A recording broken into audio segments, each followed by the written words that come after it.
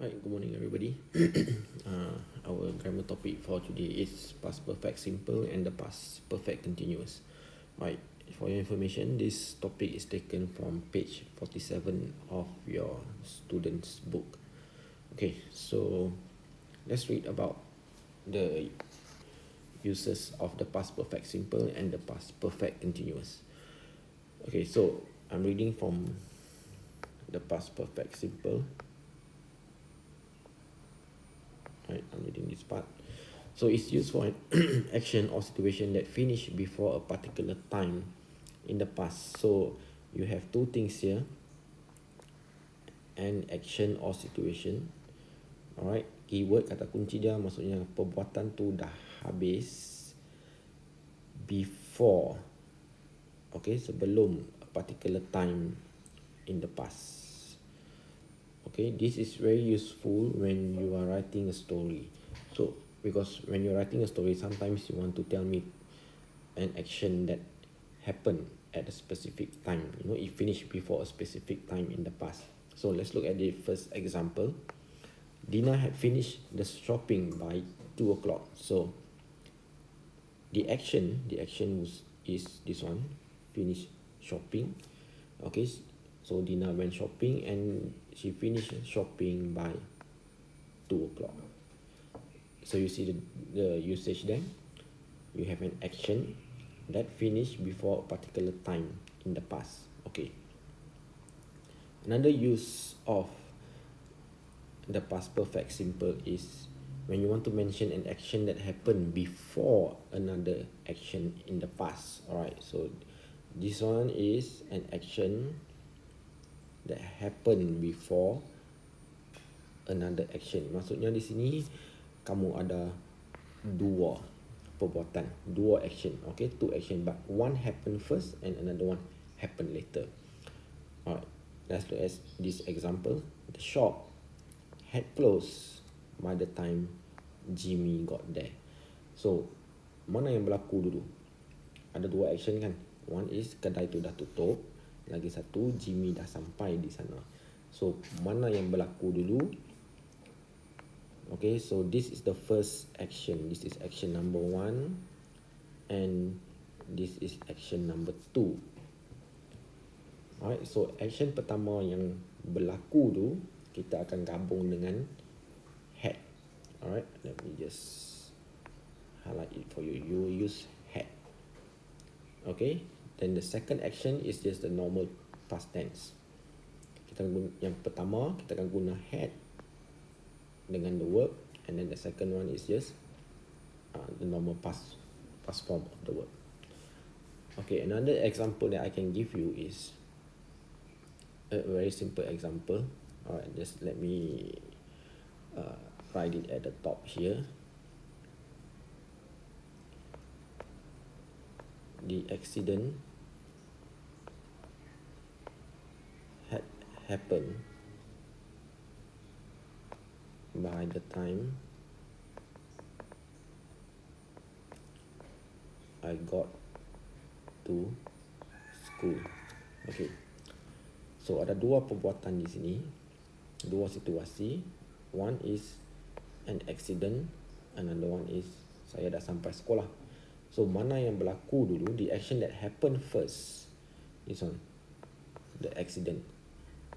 Action number 2 is this one. Maksudnya kemalangan tu dah berlaku. Bila kamu dah sampai ke sekolah, kemalangan tu dah berlaku. So this situation is very useful when you are writing a story. I'm sure many of you made such mistakes when you were writing your story during your exam. Alright, now let's go on to the second part. This is where it gets complicated a bit, just a bit, but not very complicated. Don't worry about it. Alright, so I'm just going to erase everything from the top part first so as not to confuse you. Okay, now we are going to look at this one. Alright, past perfect continuous. So past perfect continuous is an action that started in the past. Alright, it started in the past and was still in progress. In progress maksudnya masih lagi berjalan, alright, when another action started or when something happened. So same thing, kita ada dua perbuatan, okay, two actions. So the first action is this one, and then this one when another action started. So two action. Alright, now look at the example on the left. Alright, here. He had been working on his new gadget when he cut his hand. Okay, so first we identify the two actions first. Alright, the two action. One, he had been working on the gadget, and then he cut his hand. So this is action number 2. So the action that happened first, benda yang berlaku dulu, alright, kamu tengok the form of the verb. We use it with had been, past perfect, and ing. Okay, another example that I can give you is, I had been walking to school when I was hit by a car. So saya sedang berjalan, okay, saya sedang berjalan ke sekolah semasa saya dilanggar oleh sebuah kereta. Okay, next point. Okay, I'm looking at here.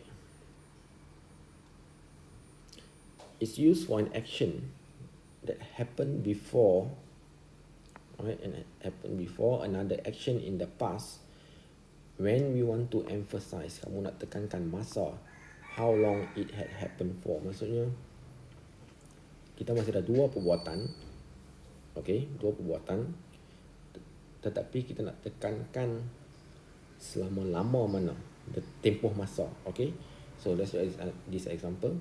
They had been taking guitar lessons, this one, alright, first action, for months before they finally decided to order a guitar.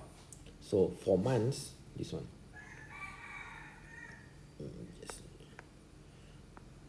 Okay, for months ni, alright, it refers to, sorry, just let me undo that.